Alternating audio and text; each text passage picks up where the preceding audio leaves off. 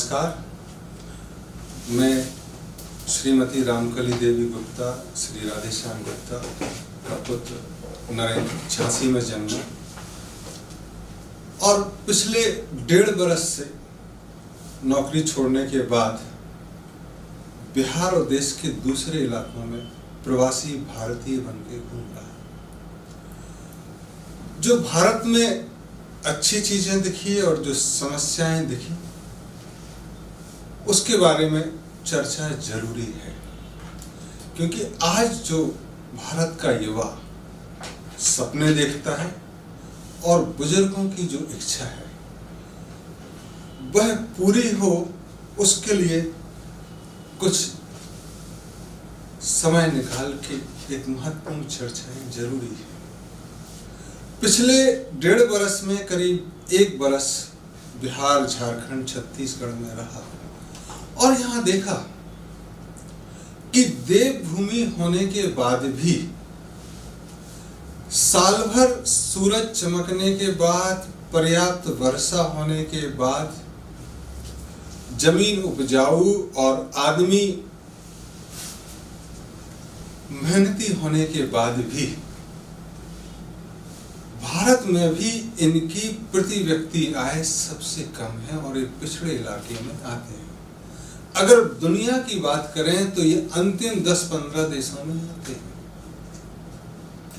जनसंख्या बढ़ी हुई है, अपराध पर्याप्त है, सामाजिक सुरक्षा की कोई जगह दिखती नहीं है, डॉक्टरों का व्यापार मेडिकल का सबसे ज्यादा चलता है, वकीलों का व्यापार काफी चल रहा है, भाईचारा नदारद है। तब जो जाना और चर्चा की उसमें 4-5 चीजें अगर हम करते हैं तो शायद ये आखिरी कवायद होगी कि हम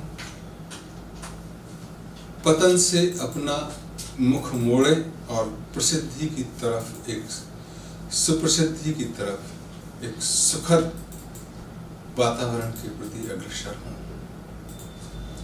तब ऐसे में चर्चा जरूरी होती है कि कोई देवभूमि पे श्राप तो नहीं लगा हुआ है, क्योंकि जब भी स्थिति खराब होती है किसी घर की, परिवार की, समाज की, देश में, तो कलह शुरू होता है, आपस में भाईचारा खराब होता है। लक्ष्मी जी के बारे में कहते हैं कि वह जब जाती हैं तो सबकी बुद्धि दुर्बुद्धि करती है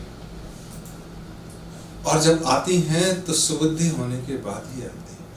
तो हम पिछले 1.5 बरस से प्रार्थना कर रहे हैं और आज सारे पंडितों से, सारे मौलवियों से, सारे पादरियों से, सारे मॉन्क्स से बहुत प्रार्थना करेंगे कि अपने यहाँ प्रार्थना करें, दीप जलाएं, प्रसाद बांटें, हवन करना है हवन करें, नमाज पढ़नी हो नमाज पढ़ें, कि भगवान अल्लाह ताला इस कुर्बत से हमको बाहर निकाले, इस बर्बादी से हमको बाहर निकाले और जाने अनजाने हमारे अपने धर्म में दूसरे भाइयों से, चाहे वह ब्राह्मणों ने क्षत्रिय, बनियों और शूद्रों के साथ किए हों, या क्षत्रियों ने बनियों के साथ, या शूद्रों के साथ ब्राह्मण, या किसी ने किसी के साथ, और दूसरे धर्मों में मुसलमानों ने, बौद्धों ने, जैनों ने हिंदुओं के साथ, क्रिश्चियनों के साथ किए हों, या विपरीत में, दोनों एक दूसरे के लिए क्षमा मांगे और गले लगाएं।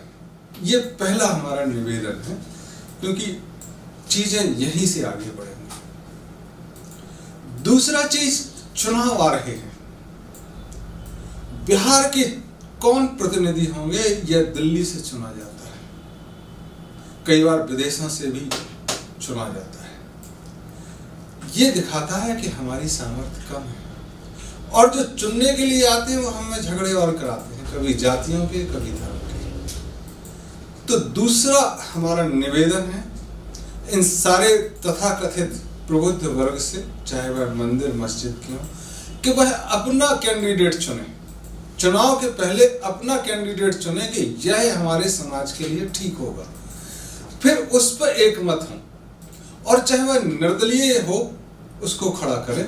और जो मीडिया है, अखबार है, उससे दूर मुंह से मुंह का मीडिया आपस में एक दूसरे से चर्चा करके उसको जिताएं।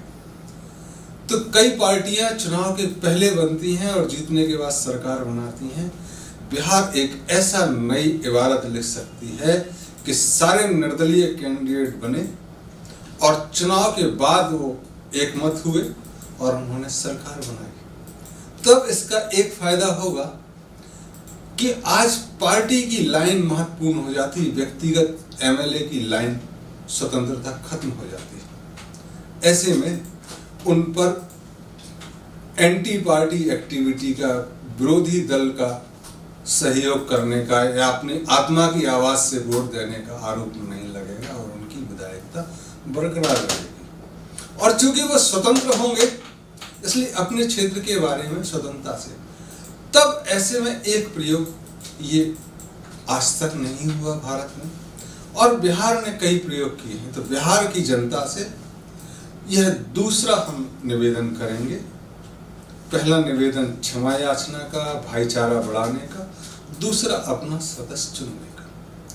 तीसरा चीज महत्वपूर्ण आती है कि बाढ़, स्वास्थ्य, बेरोजगारी, इनसे निपटने के लिए पैसा कहां से आएगा?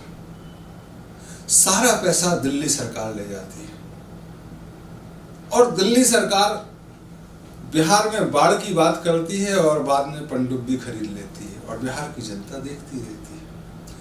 तब ऐसे में श्रम का विभाजन कैसे हो, धन का विभाजन कैसे हो, इस पर चर्चा जरूरी है। तो एक बहुत पुराना जो हमने बुजुर्गों से पूछा कि अगर मैं 100 रुपये कमाता हूं तो मुझे खर्च कैसे करना चाहिए जो धर्मानुसार हो।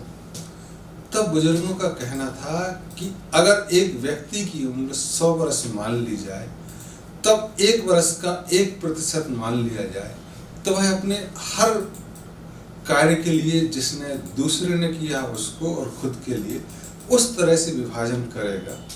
यानी कि 25 वर्ष तक अगर माँ बाप ने पढ़ाया है तो 100 रुपये में 25 रुपये माँ बाप का अधिकार है। जैसे माँ बाप ने आपको पढ़ाया है वैसा ही आपका अगली संतति को पढ़ाने का जुम्मा है।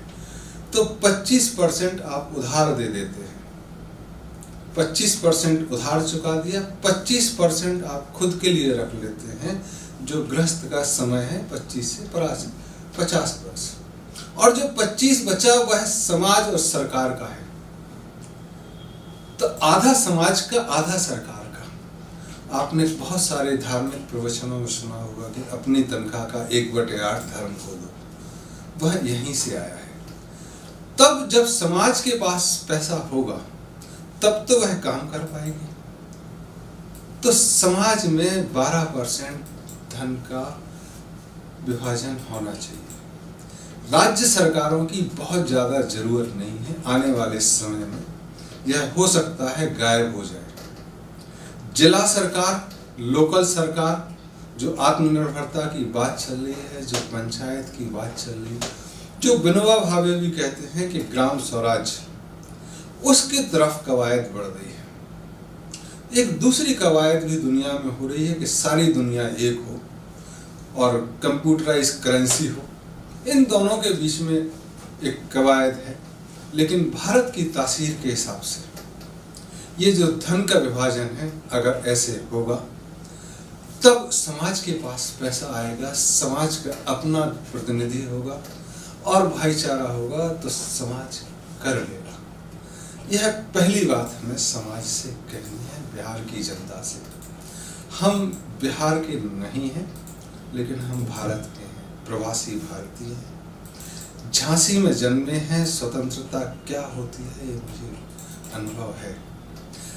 और स्वतंत्रता आंदोलन में जो बिहार ने शुरू किया वही बुंदेलखंड ने शुरू किया, इसलिए हमको यहाँ आके अजीब नहीं लगता है।